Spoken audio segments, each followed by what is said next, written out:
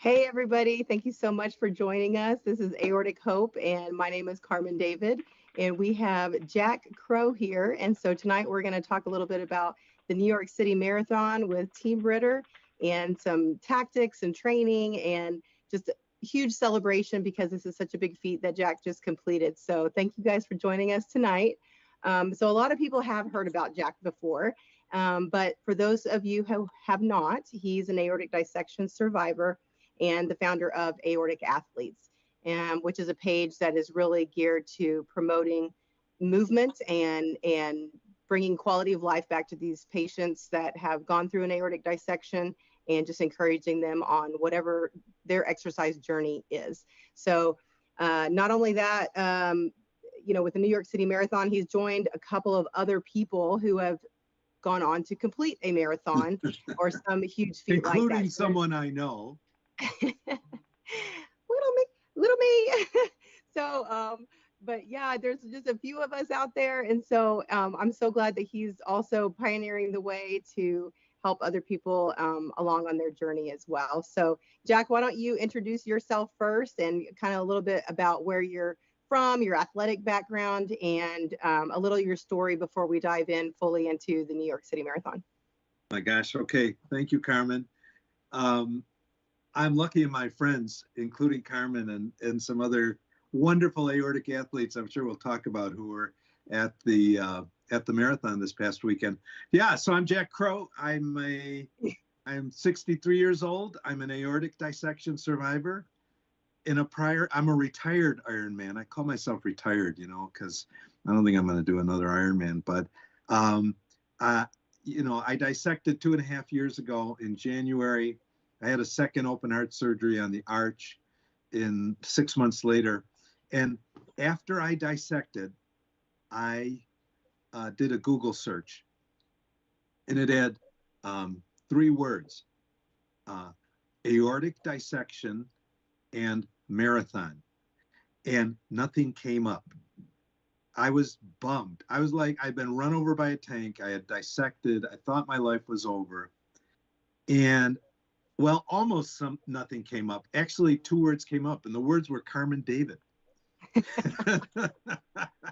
Because I'm totally serious about this. A couple days after I dissected, I'm like, still on drugs and things, and I type in, and this name came up, and it said that someone named Carmen David, like a couple months earlier, had run the New York Marathon, and so I thought, this aortic dissection thing is really bad. It's tough, but there's someone named Carmen David, whoever that is, apparently was able to run it post-aortic dissection. So Carmen, I don't know if you knew. I'm glad you found my name. You're responsible for this. Well, I'm glad I could be of encouragement. So, I dissected. I was an Ironman. I worked out a lot. So what could I do after dissecting? Well, the doctor said you can walk. And so I walked and walked and walked and walked and walked. I think within a month I was walking 5, 6, 7 miles a day. And I continued that for a couple of years. And until this past year, when I think I started to jog a little bit, probably after we started Aortic Athletes, and I met some other friends who seemed to be jogging and stuff. We started Aortic Athletes in January, and some guy named Daryl, one of our aortic athletes in Australia, he had done a number of half Ironmans. And again, I said, So, and Daryl's about my age, he's a little younger than me. And I thought, wow, this guy in Australia did a half marathon. So in June, I ran a half marathon and kept my blood pressure down, kept my heart rate down. And I did it. And then with prodding and coaching from Daryl and from Carmen and from some other aortic athletes, I said, what if we did a John Ritter? Doesn't John Ritter have runners in the New York Marathon? And Carmen, had you been turned down by them in the past? Yeah. So, and that's the funny thing because, of course we don't promote everybody running a marathon post an aortic No. dissection. You know, every single case is different. Everybody's age is different, and things that complications that they might have is different. So by no means are we saying everybody's able or should do this. However, there are some who just really want to get back to their life, and if they've already been very active and such. And so, yeah, there wasn't, I don't know, there probably is some people who have run a marathon. I would guess only still a couple prior to us, but after an aortic dissection. But it's hard for them to say yes to many people initially, because you don't want the optics to be that like anybody can do it, because that's not necessarily the case. No. So I had talked to my doctor, and the same like Jack, gotten worked up to different distances and comfortability again, and the doctor okayed it, and another doctor okayed it, but the foundation just wasn't quite there yet as far as knowing the research, which we are promoting for our aortic athletes group, and everybody, of course, who may not know, actually, for Run for Aortic Health, the run event that I host in Fort Worth, Texas, we send money off research funds for aortic exercise in aortic dissection patients, so that we can find something to build some confidence back in these patients as a scientific based evidence research, you know. Right. But it just wasn't there yet. So yeah, whenever I asked about doing it, they were like, I don't really know. And I had run the Cincinnati's Flying Pig marathon relay, but my leg was only like 6 miles. So they were okay with that. But a full marathon, they just weren't really sure. But because I know my ability and I know I was okayed by a couple of doctors, I thought, well, I'll just go ahead and do it with another charity and just do it anyway. And I still ran with all the Ritter people. So, you know, it was still great. But what was awesome about Jack is that when he asked me about it, I said, well, good luck, because they said no to me at the time, but see what they say. And then when he messaged me back and said that they were okayed and he was going to be cleared, and talked to the doctor who was going to be the person saying yes or no, I was thrilled. I was super excited. And so I'm so happy that you had the opportunity to do that. Well, Carmen, you know, you made a good point about this isn't for everybody. And I want to stop for a moment and say, I know that many, many, many people in the aortic community can't do this, that they've been impacted. And Carmen and I are amongst the lucky people who were relatively, I don't know what the right word is, uninjured by other complications. And we know it, we all know what they are. They're include stroke, include paralysis, include kidney failure, include all the list of things. It goes on and on, comorbidities, the whole deal. So we also follow the science. We're not cowboys. We're not out here just, you know, not listening to our cardiologists. This took 2 years of planning of we'll talk a little bit about it, super low heart rate, where I averaged 118 beats per minute during a 6-hour marathon. That was my average. My highest heart rate was 129. So we follow. Which is awesome. Those beta blockers are working. Well, the beta blockers, believe me, that's the wet blanket. So want everybody to just, you know that we know this isn't for everybody, but it's, you know, we want everybody to, as Carmen, I think when we started this, said, to live our best lives. We can all live our best lives. We all have things we can do. And it may be walking, it may be swimming, it may be whatever it is. And that's what really, to me, this is about. Yeah. So tell us that's your why. Like, what is your why? Oh my gosh. My why. It's a big question, I know, but Carmen, my why is our loved ones, our families, our aortic dissection family, our own families, and our aortic families.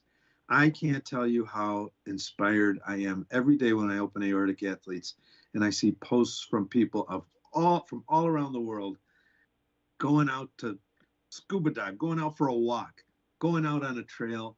I really have come to depend on the love and support from people. So the why is easy. Yeah.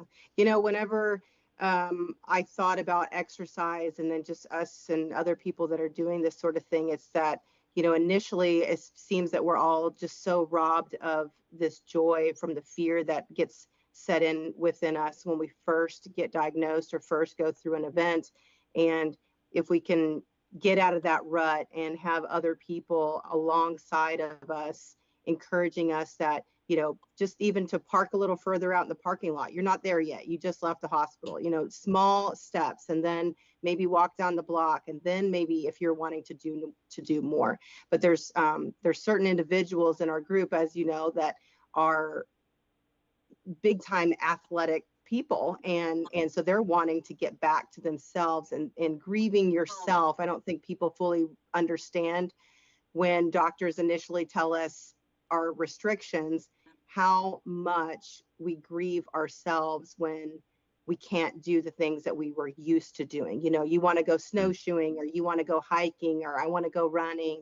And they say, no, you have to wait and let time and healing happen. And then kind of try to trial and error your way through there to get back to who you are and enjoy your second chance at life. Carmen, the one most common thing I see in our aortic athletes when they first join, whether they have a dilation, whether they have an aneurysm, whether they have an aneurysm that's been repaired and they didn't dissect, whether they dissected one or two or more times like me, is we think our life's over. Yeah. And it's done. And I get so much energy and support, I think, seeing people with dilation, seeing people with aneurysms and all varieties of this disease. Can I tell you about a woman on the marathon who also ran the marathon for the John Ritter Foundation? Oh, yeah. Her name is Emma Brown. She is a young woman, and Emma has her own diagnosis. I won't go, it's her story to tell, but let's just say she has a significant aorta story to tell. And she was out there running. It's her first marathon. Now, I've done lots of marathons, so I know, I kind of know what to expect, but she did her first. And she finished not too far behind me on Sunday. So I just want to give a big shout out to Emma Brown, wherever you are. Yeah, way to go. Yeah, she was doing great out there. She looked really strong too. So yeah. Hey, we have a guest. Oh my gosh, there is a guest who just appeared on our screens. This is amazing. I didn't know how to get in. I didn't either. The marathon was me chasing down that link, buddy. How are you guys? Amy, we're doing great. Is Amy Yasbeck, star of television and movies, founder of the John Ritter Foundation. You can name my television and movies. Go ahead, I'll wait. Well, no, I mean, but Carmen and I don't have the star power you have. You'd be surprised. The aorta stage is a whole different stage. When you were talking about, what was your friend's name, Emma? Yeah. Mm-hmm. She's amazing. But when you say that's her story to tell, the story, yeah, it is. And she's great. But everybody's story has its own flavor and its own trajectory. And some starts out really sad and gets hopeful. And, it's a roller coaster for some people, but we all end up here. Yeah. And here is what? Here, because I got to tell you, Amy, I felt so loved and supported by the John Ritter Foundation. And when I came to mile 18, you were the first in line. I gave you a big sweaty hug. Big sweaty hug. Listen, Meredith, our CEO, is saying, okay, when everybody comes, I don't care how sweaty you are, because some people are like, oh, I don't want to hug you. She's like, no, rain on me, because it's evidence of the the effort. And I was a little, I saw Dr. Millowitz, world-renowned geneticist, who is going to find my light as it's fading in the back. Can you see me? Get your light. Yeah, it's beautiful. Where are you? You're in. I'm trying to show you the sunset, but I think it's gone. Anyway, go ahead. What? Looks good. Dr. Diana Millowitz was also in the line at mile 18, the world-renowned geneticist who's going to cure aortic disease for us one day. I thought she looked at me like, oh, is he going to drop dead? Is he okay? That's her job. That's the beauty of being a clinician researcher, which there aren't as many as just researchers, but that is actually one of the things that's the beauty of it. Carmen will tell you. She spent her whole life doing this work, her whole career. Doing this work, but seeing she's not just, God bless the people with the pipettes and the tubes and the things, but she sees kind of the whole person and the family, because this clearly, in many cases, is genetic. So I don't think she was worried about you, was she? She didn't need to be. Oh, Amy, no, she was amazed by you.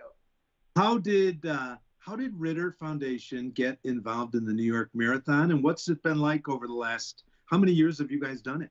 2012, but we all got into town. Yeah, it was fewer runners, I can't remember. We all got into town, and then it was Hurricane Sandy. So the mayor made sure everybody from the world got in town.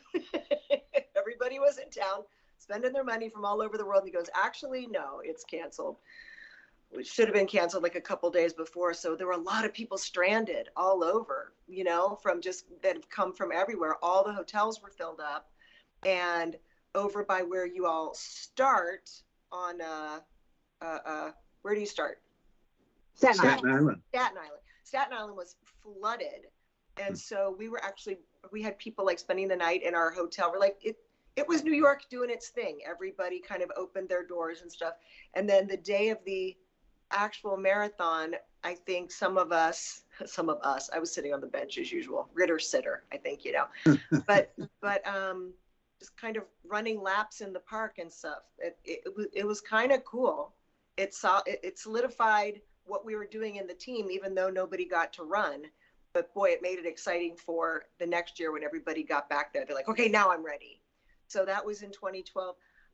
I can't remember. It was somebody's idea that we knew that like Michael J. Fox had a team in and stuff. And we didn't know how receptive they would be, because you have to kind of pitch yourselves to be an official charity. And they were wonderful. And our friends, so many friends of ours, Ms. Latin and other friends that we know, we always get our picture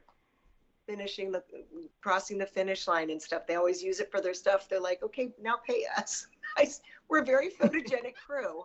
And I'm like, oh, can I use this picture? Like, no, that's our picture, but that's another thing. Ask Mama if I can use her picture. So is this sort of like a fundraiser for the Ritter Foundation? It is a fundraiser. It's more than sort of like, and it used to be our kind of once a year biggest thing. We've now been able to do a couple events. We did an event in New York, a gala in New York. We do an event in LA. It'll be May 9th this year. But the team sells those T-shirts or whatever they want, and raises money, asks for donations, and the money goes straight into awareness, research. Can't really do all this stuff without money. And I am not a money person, and I know very little about it. I just know that it is what keeps the machine running. I mean, besides the heart and soul and sweat and blood and tears and aortas of everybody. And as you guys literally are like funding the genetic research that is going to one day find a cure for aortic disease. Yeah, we have funded. Well, it's interesting because I mean, genetics, there could be, I don't have any inside info, every time I'm like, to talk to Milowitz, I'm like, are we cloning humans yet? No. Okay. Don't tell me when we do. I don't want it. But the idea of being able to switch on and off certain genes and being able to use stem cells, who knows? Because it's about knowing exactly which gene mutation we're talking about. Like Meredith, our CEO's gene mutation is different from another family. And because of the work that Dr. Milowitz has done, and because, like I said, she has whole family groups she's studying, not just little not their spit, not just down to the cellular level. The patterns that emerge are amazing. And so you might, like, what the gene is. It might have been studied, the gene mutation, to okay, this aneurysm is going to grow really fast. These people all need to be maybe extra monitored more than they really need to keep their blood pressure up, because in this thing, the way this protein is screwed up in this particular, it happens maybe when people are in their 30s instead of in their 50s or as a child. And once you know that particular thing, there are so many safeguards around it. It's like having the farmer's almanac. Like, let's see how this, like, really being able to have the evidence. Well, in taking it back to the marathon, you guys were at mile 18. Yes. Mile 18 is the traditional wall in a marathon. And, when you sort of, all the wheels fall off, everything falls apart. I felt such energy going by. I didn't hit the wall until mile 25. Sorry, we'll have an outpost there. Carmen, let's remember to have an outpost there too. Well, tell everybody too, Amy, what it's like for you guys when you're all out at mile 18, when you're seeing everybody in the hardest moment of, hitting walls potentially. Yeah, what is it like out there for you? Well, and Carmen knows this from inside and out, but we are there from the morning, because we had Noah, who just whooshed by, and he, like, he's 18 years old. But we don't just support our people, we stand there. I'm exhausted from the marathon.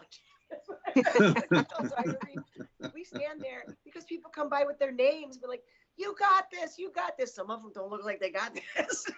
We got this, come on, mama. And people come by in their costumes, and there's so much support, and we're just doing that. We keep our motor running. Like, look for those weights, because even though we do the purple and green shirts for this, the Team Ritter white shirt that says Team Ritter, at the beginning, everybody was like, oh, do a color. It'll be so. I said, everybody's doing a color. We're going to just do a white shirt, Team Ritter. We can spot you guys coming. And it's so exciting. Sometimes the app doesn't work, and it's like, okay, they're right there. Everybody. Well, Amy, I have to admit to something. I was beaten by Pikachu and by a duck. Did you see the duck running the marathon? An actual duck? An actual duck. I crossed the finish line. There was a large white duck. His name is Wrinkle. He's a YouTube sensation. Now, you're not hallucinating, are you? I don't think I could. That's what I thought. I thought I was hallucinating. And I didn't know about this duck. And Wrinkle the duck and its owner does this YouTube. It ran the marathon last year, and the damn duck beat me by 2 minutes. Wait a minute. Like a mallard? Did it fly part? Like no, it didn't fly. It jogged. It did a duck jog. It really does the whole way. Yes. We're going to share the link. We'll share the link below to the video. It's hysterical. I didn't be thinking about this too hard and too much. What the duck? Well, Amy, but Jack still did an awesome job on his time, so he did amazing. Listen, you run a good race. I know nothing. I know Carmen has taught me everything I know, but I have ADHD, and it just slips right out till the next year, and she tells me. Do you know what? I kept my heart rate down. I measured my blood pressure as I went. Oh, I know. My blood pressure was low the entire time. I was measuring Diana's blood pressure the whole time you were running. we should have a monitor on her. No, she's. I had a decision. Though at mile 25, because I was starting to get kind of tired. The wheels were starting to come off, as we say. And I could either have, and I had really done a great job of just staying steady. I could have pushed through the finish, and instead I slowed down and ran the last mile. And I have to tell you, if you cross the finish line, go to the medical doctor at the finish line and say, I'm an aortic dissection survivor and I'd like to check my blood pressure. You get the royal treatment. You should. I mean, everything stops. they kind of take you by the arm like this and just come with me. Oh, but that's wonderful, though. They should do Yeah, that it was in the great. emergency room too when you walk in. We're Yeah. getting there. We're We are. getting there. Amy, I can't tell you, I felt, and I know Carmen's felt this too. We feel so loved and supported by the Ritter Foundation. Love You guys are changing lives. You are making the difference. We want everybody in the aortic community to support you. And if they want to stay in touch with you, what should they do? Here's the thing. The website, we are building it and working it at the same time. It's so good right now, and we're about to reboot a bunch of different things. We've just got so much cool content. Please go on there and check it out. johnritterfoundation.org. johnritterfoundation.org. Also, aorta.info should take you right there too. And if it doesn't, let me know, because I paid for that. It was very cool. I did an interview with Good Morning America. That was a taped interview with Dr. Jen Ashton. And during it, something, because I had you guys on my mind, came up, because I've explained aortic dissection 6,000 times. Yes, but you know, to somebody who knows about cars, it's the main fuel line, and to a plumber, it's the this and the, you know, I've found ways to kind of explain it. And as I was saying, I was like, you know, when it goes and the blood isn't going where it's supposed to be, it'd be like if you were running the marathon and you saw a friend of yours and you started running into the crowd, and then people were like, where are we going? And part of them followed you into the crowd. Those people would never reach the finish line. And I went, that's true. From above, you guys looked like a circulatory system. Right? That whole big Russian crowd. True. And if we would have seen a bunch of you go off, we'd be like, no, not the East River. Don't do it. So it's just about getting that connecting your heart to the rest of your body in a beautiful way so it can run the race. Is anybody writing this down? Yes. Yeah, I'll forget. They're gonna go back and watch it again. Yeah. Amy, you and everyone at the Ritter Foundation are beloved, and you're part of the family. We thank you for inviting us into your family. You're stuck now. I mean, you're new, so you'll be at the kids' table at Thanksgiving. But other than that. Amy Yasbeck, thank you so much for stopping by. You look beautiful as usual. Oh, thank you. Thank you for coming on, Amy. We love seeing you. Okay, now I got to figure out how to get out of here. Beep, bop, boop, beep. All right, beep, Joshua boop, will help you, I think. All right, that was so awesome. I'm so glad that she was able to pop in here and say a little something. So yeah, everybody remember the johnritterfoundation.org and info at, we're going to put it in the description of the video here for you as well, so that you have a way to contact the foundation, or if you're interested in learning more about Team Ritter, that you can contact them as well. So yeah, so you ready to dive into the rest of the conversation here? Yes. How fun! Okay, so fun to meet Amy Yasbeck. Yeah, that's amazing. Well, I'm glad that she was able to take the time to come on here. That was really fun. So let's talk first about your exercise and your preparation. You kind of said a little bit how you got started, but like how long after your surgeries did you actually start, and how did you get started? Did you talk to your doctor first? Were you the one asking questions, or were they just clearing you and saying something general? How did you get started on the journey? Yeah, you know, I was so after I dissected, within 3 months I was at the Cleveland Clinic because I had an arch 4.6. I dissected at 4.3. I'm one of those people who dissects easily. And so I had the emergency surgery that I survived. And then 3 months later, though, I knew after the emergency that I had a 4.6. And frankly, thanks to the aortic dissection group and the aortic hope group, I went and got a second opinion at the Cleveland Clinic and met Dr. Vargo, who ended up being my surgeon, and kind of realized the significance. Amy was talking about Diana Milowitz and genetics, and then I have three brothers. There's 4 of us. 4 out of 6 have aortic disease. One's dissected, one's had surgery, one's in watch and wait, and then there's me. And, you know, so there was a lot going on. But so after my first surgery, 6 months later, I had my second open heart surgery. Before that, I said to myself, I'm going to train for my second open heart surgery. Oh, wow. So because I knew from the first experience, like after the surgery, I recovered relatively easily and with relatively few complications because I was in pretty good shape. Yeah, it has a lot to do with your activity level. Yeah. And so that summer before my second surgery, I was biking 50, 60 miles, but I ran it all by Dr. Vargo, the surgeon.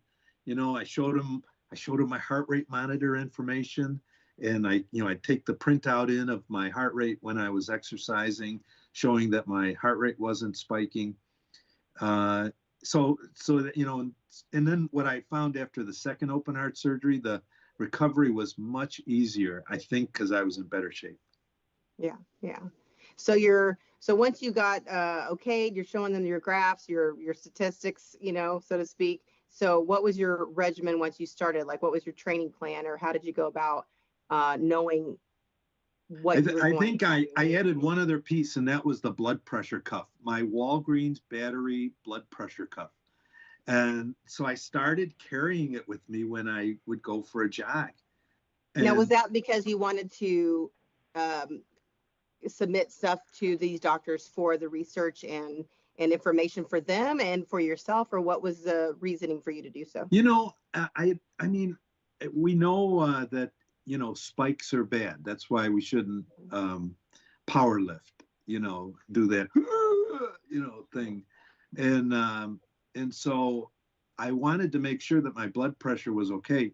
And what I found out when I started taking my blood pressure when I ran is that my blood pressure goes down because of the beta blocker. And that, honestly, that's been my biggest challenge, is managing the low blood pressure as opposed to having a spike where it goes way up.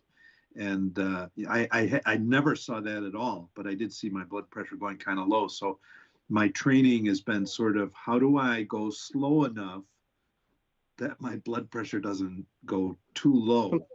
I think if I really pushed it, like if I really moved up my heart, anyway, that's what I'd be afraid of. So that's so like your nerves. So your nerves were centered around not passing out, basically, because your blood pressure was going too low.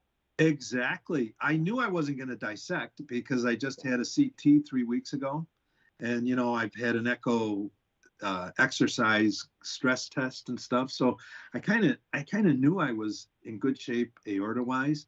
So really, the only thing I was concerned about was, you know, yeah, like passing out, because my blood pressure would go if it went too low.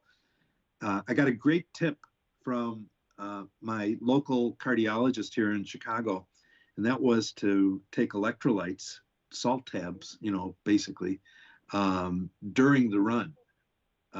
So I actually almost, you know, every 5 miles or so, I was taking one of those, you know, those little fizzy type tabs of electrolytes. Yeah. Well, see, and this is what I think is ironic, because every patient is just so different. Because I know for myself, I could never get to the kind of BP blood pressure readings that you, Daryl, and some others have had. I mean, it would stay low, but some people are different. And so that's where, you know, again, I just want to put out there that everybody's different and should talk to their doctor too, because you just never know what it is. You know, you're using salt tablets. I would not have used salt tablets because that would have increased mine, and it was already at a higher level. So everybody's trial and error is just a little bit different in their respective cases, and running it by your doctor is super important, showing them your graphs and all your readings that you've taken. And all of that, I think, really helps guide the doctor on what is okay or not okay for you specifically. Right. You know? Right. And I think Dr. Prakash, who's leading the post-aortic dissection exercise study that I'm in, you know, he emphasizes doing a exercise study. You know, in addition, you know, go to your cardiologist, yes, and figure out what happens to your blood pressure when you exercise. And you can do what I do by and some people in our group, like Joost Bergevost in the Netherlands, shout out to Joost. He's probably in bed right now. Maybe you'll watch this later. But I know he's, you know, very technical, data driven. And, you know, he's basically doing his own study with taking his blood pressure during and after running and stuff like that. And he has a different experience. Like you said, his heart rate goes up. I don't know, Carmen, what happens to your heart rate when you run? Where does it go? Yeah, my heart rate goes up as well. And so even though at the time I was still, taking beta blockers, all of our dosages are different. We might have it once a day. Some of us might have twice a day. And then some of us might be more hypertensive with exercise than somebody else. So yeah, all of that is very different. But even though I might have been at a higher range than you were, I still felt okay. I was very much paying attention, very hyper aware of my body and paying attention to my palpitations and how I felt, and really just being cautious and not overdoing it. Like you said, taking your time. I took a lot longer time than you did to get there, but at the time also we didn't have the exercise study was not created yet, and so there was a lot of trial and error on my own, but doing the same things that you're doing, that Joseph's doing, and taking your own readings and trying to share that with your doctor so that you can find yourself again and get back to something that makes you happy, and just keep moving is just good in general for all of us, So, and Carmen, also I think increasing your weekly mileage slowly and your volume. Before dissection, we had a rule of thumb: never increase your run more than 10% a week. In other words, let your body adjust. So what I was doing, my long run was originally probably 5 miles, and then a couple weeks later, a week or two later, it'd be 6 or 7 miles, and it was a long run. And then maybe I was running one or two other times. Over the summer, I was doing got to a 12-mile run, and then a 14-mile run, and a 16-mile run. And then I did 2 18-mile runs, including in hills. So I was, and I was training a little bit faster than I knew I wanted to run the marathon in. So I was running like 12-minute miles. These are slow miles, right? But, and then finally, I did 2 18-mile runs with hills at probably averaging 12 and a half, when I knew my target was going to be more like 13 and a half. And then I did a flat, more like New York, 20-mile run here in Chicago where I live. And I did that about 3 weeks before the marathon. The hardest part of training for a marathon, 2 things. One, tapering. You feel like you're a slug. You feel like you're never going to be able to run again. Second thing, especially the New York Marathon, making dinner reservations for the night before. It's almost impossible. Well, so you did what, 18 weeks, 20, how long was your training time? Whoa. My training, I trained for 9 months. It was over a 9-month period. It was little by little by little by little by little by little increasing. And I think that's sometimes too where people may not, once we work up to a certain distance, we might be able to resume what one would normally have as a training plan, which is, 18, 20 weeks or so for a marathon, I think. But that we take so much longer because there is a lot of caution involved and a lot of discussion with your doctor, Yeah, and you have to be prepared to stop too when you're running. This didn't happen frequently. Probably on 1 or 2 occasions I felt a little dizzy. So what do? Well, I listen to my body and I stop. If I felt a little dizzy, I stop running and just stop moving. I'm not about it's not about pushing myself. It's not about the hoo-ha days are gone. Yeah.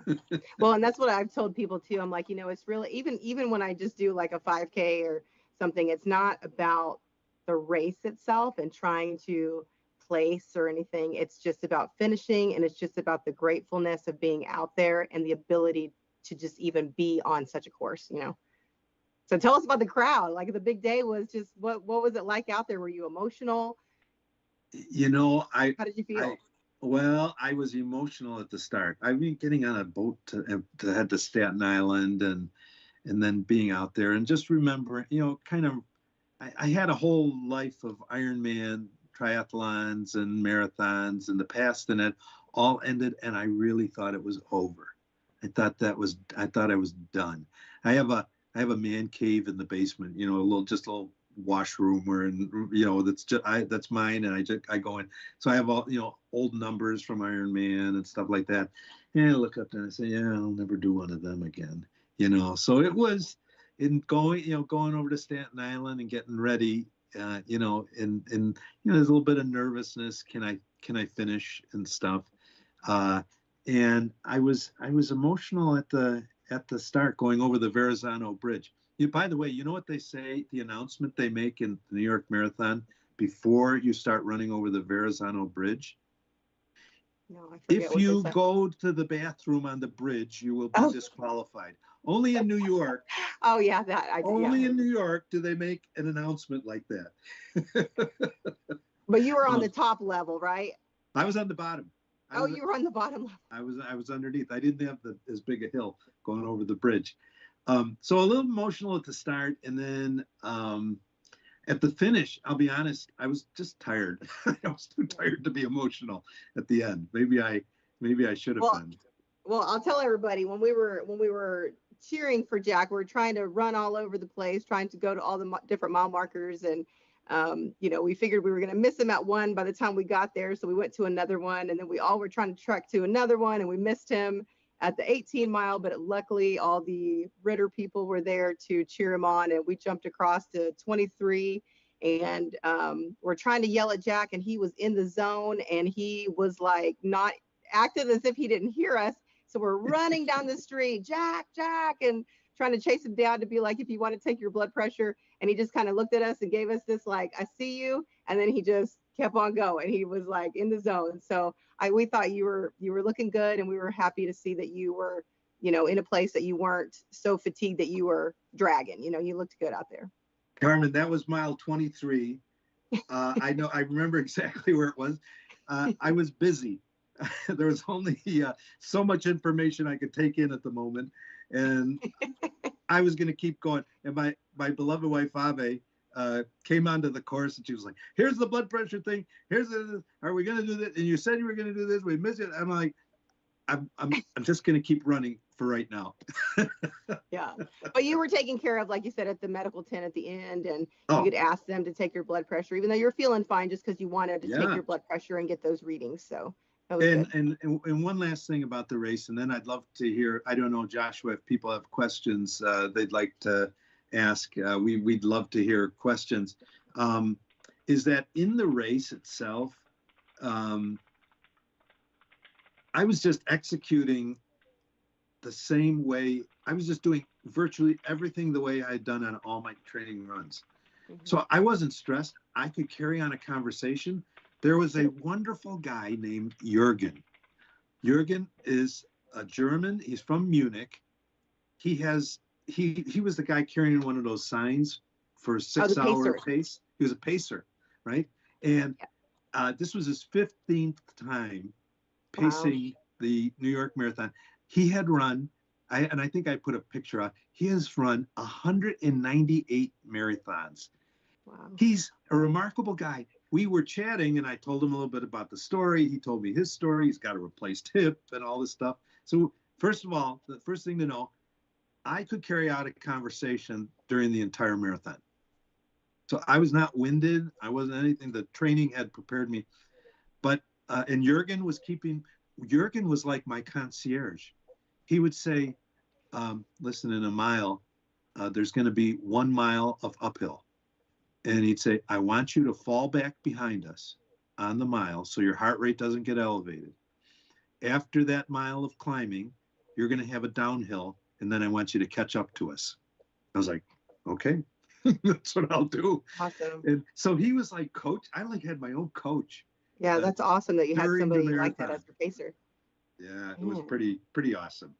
Well, so many people are inspired by your story, and the other pioneers out there trying to blaze the way for other people to just kind of realize their dreams or whatever their goals are too. So we're so glad that you were able to do that, because it's incredible. And those of us that were able to witness you doing it is so much fun.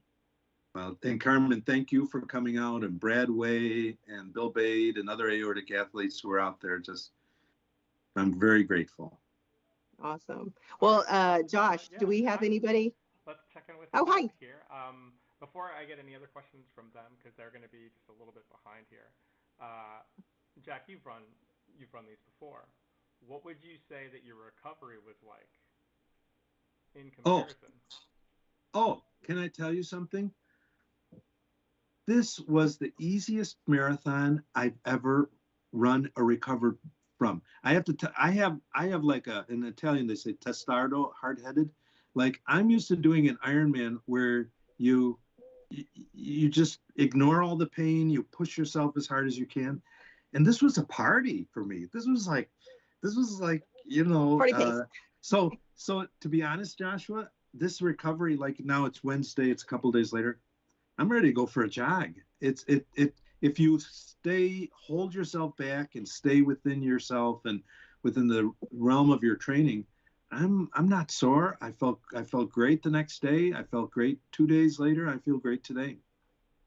Right on. That's great. All right, so let's go through some of this chat here. Molly Thomas, she joined right away and she was like, "Can't wait to hear about your experience, Jack. Way to go. You make us all so proud." And then she says, "Hi, Carmen. Both of you make us all so proud. Amazing." And right as Amy jumped in, Ellen Hostetler, who's with the John Ritter Foundation, said, "Hi, all. I work with the John Ritter Foundation. We're so inspired by you. As Carmen said, our previous policy did not allow survivors to run. As more research was done, we have followed the science." And yes. so, you know, thank everyone. Which we're so happy. We're so happy for that. And that's one thing I want to tell everybody, that, you know, even though we know that not everybody can do this, it's through people like us who are wanting to do this sort of thing to help blaze the way, because then other people can maybe realize their dreams too. Hey, and Carmen, to that point, I had to get approved by Dr. Prakash. Siddharth Prakash, our friend who runs the aortic dissection study. He's involved with the Ritter Foundation. And just going to plant a little seed. I mean, I think if you have a dilation, if you have an aneurysm, if you take seriously the kind of stuff that I've done to take it seriously, follow the science, follow your cardiologist. I mean, my own view is next year we should see more people from the aortic family running this to raise money for the John Ritter Foundation. That's my view. That's great. And then one of the things that Amy said was, you know, your star power, and Molly had a comment there. She said, "You're right, Amy. We all have our own star power." Yeah. Right. So, you know, we've got that. Jean Ross jumped into the chat to say, "Hello, Carmen and Jack. Y'all are awesome." Lisa Watts says, "Hey, everyone. Hey, Carmen. Hey, Amy." I'm not sure. "Carmen, you look great," was also something that Lisa Watts said. Oh, thanks. What about me? All right. Come on, Lisa. And we wanted to say thank you to Ellen and Amy for making special appearances on our YouTube channel. Thank you so much. Molly Thomas came in and said, "I just asked to join Aortic Athletes," smiley face. "Also, what's next for you, Jack?" After I finished the marathon, my wife, Ave, gave me a big hug and she said, "No more marathons." So, but who knows? Stay tuned. Who knows? I have a, you know, this is really a lifestyle, isn't it? It's like a lifestyle to exercise and to have a regular routine. And we're going to do more hikes. I have a cabin up in the Upper Peninsula of Michigan that's 400 miles. I kind of thinking, well, what if I used to ride up there in 4 days? What if I took 5 or 6 days? Could I do it? So who knows? Stay tuned. You know, and I'll add in there too, as far as that too. So sometimes our families obviously are very concerned about what we're doing, and they want to be sure that the doctor is aware and that we're following the science and doing what we're supposed to be doing. So it is a give and take with our goals, and then, you know, and helping our family and our loved ones and helping them along our journey with us. But it was so amazing to see Jack's family there supporting him. And so, yeah, it's awesome. Right on. Jean says, "Tell us a little bit more about the exercise evaluation and what's involved." Yeah, well, there are multiple ways to do it. You know, one is the echo stress test, where they put you on a traditional stress test, and I think they take an echo beforehand, before you're on the treadmill, and then right after the treadmill they make you hop off and come around real quick, and they put the echo on you so they can see the function during or immediately after exercise. I'll also say that during Dr. Prakash's study, during a wall sit or a leg lift, they actually take our blood pressure during it. So they get to see what happens to your blood pressure under exertion, let's say doing a leg lift, laying on your back and lifting your legs, and I think there are places, some people have gone to Mayo, Cleveland Clinic. Also, I think there's a possibility of just checking with your doctor and going to a cardio rehab center, but one maybe that's specialized in the athletes, that can, do that kind of assessment for you. Yeah. Okay, I like that. Susan Lucci jumped into chat to say, "Hey, Jack." Oh, Susan Lucci, not the actress. Well, my friend. She says, "What was the most challenging moment, most surprising moment, most rewarding moment?" Aside from the duck finishing in front of me, the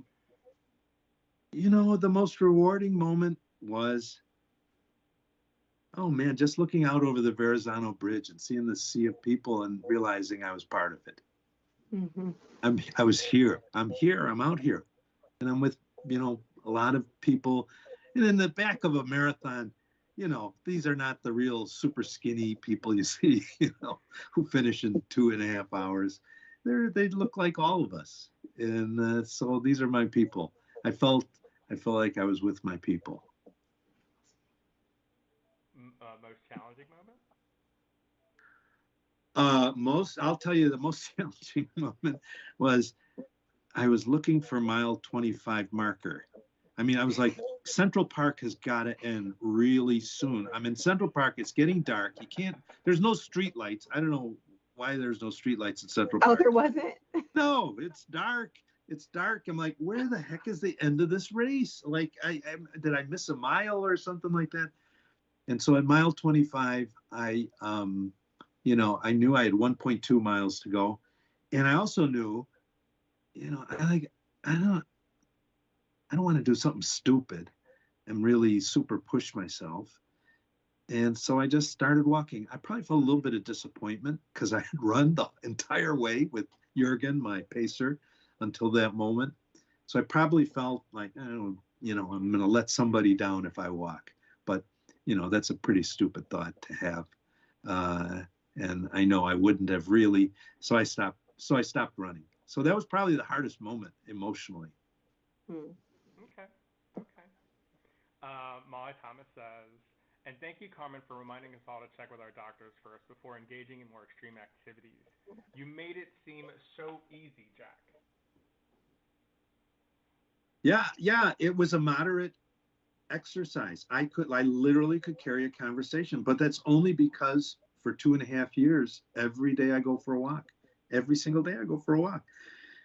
It's just, I mean, over 2.5 years, I've walked 6 miles a day. So, and I'm lucky, right? I'm not working a 50-hour job, so I have time to do that kind of thing. Many people don't. Many people can't for physical and aorta reasons and other things.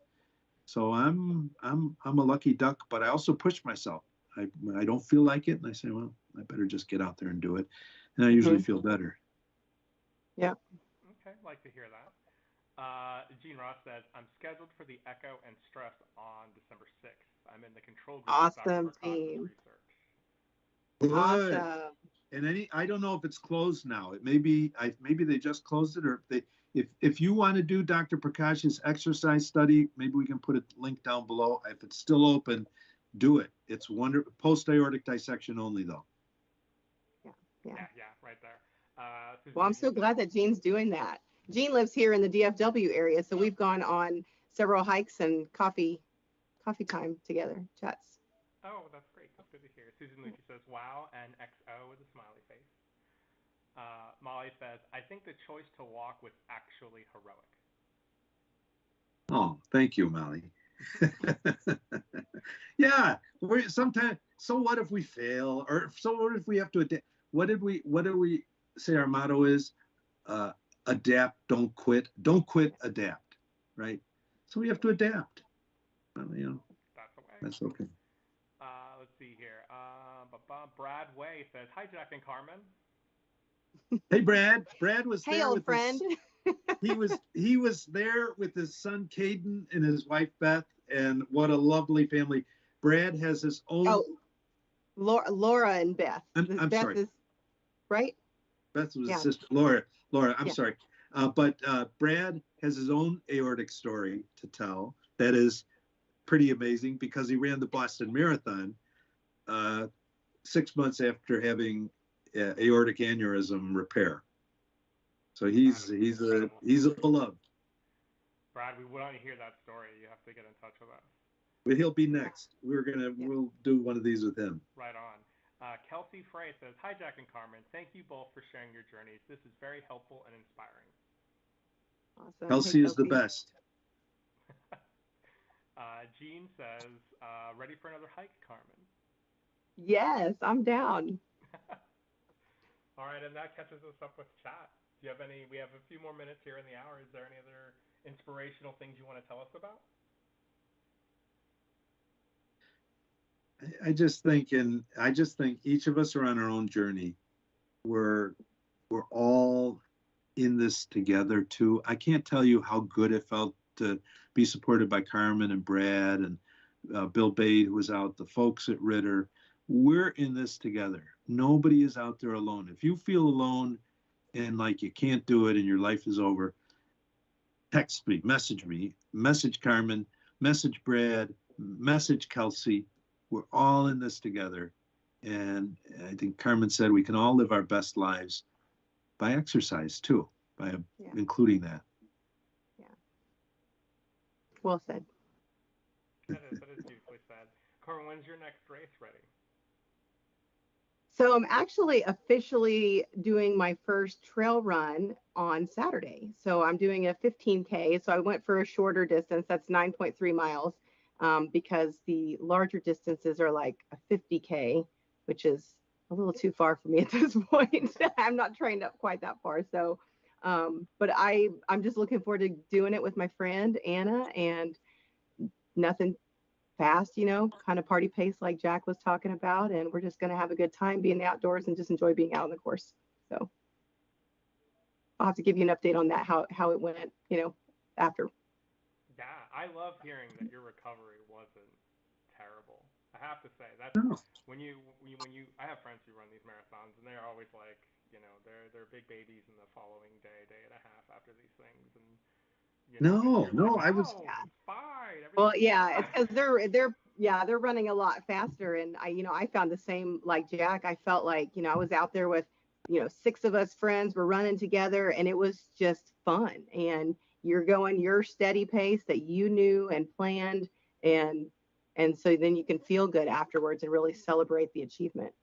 The dirty little secret is I didn't run. I trotted, I jogged. It's not as taxing on the body as, a full out run like the guy who ran the marathon in 2 hours and 3 seconds at Chicago a couple weeks ago.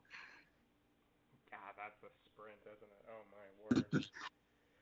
Well, yeah, I look at those guys and I'm like, okay, see you later. I'll just be back here. So listen, we're so happy to have this chance. I'm so grateful to all of you who are here listening. I'm so grateful to Carmen and friends. Joshua, thank you for having us on here. And Aortic Hope, Aortic Athletes, we're friends and compadres. And, just thank you all. Yeah, thank you all so much. So hopefully we'll have another story coming up soon for you. Yeah, if you like this, if you want to see more like this, there are other wonderful people in Aortic Athletes we'd like to feature. Oh, I mean, for the inspirational part of it all, I would love if we heard from everyone who finishes whatever kind of race they're doing. These are all beautiful stories, all of them. Thank you. Okay. Thank you, Josh. All right. Good night, all. All right. Thanks for joining us, guys.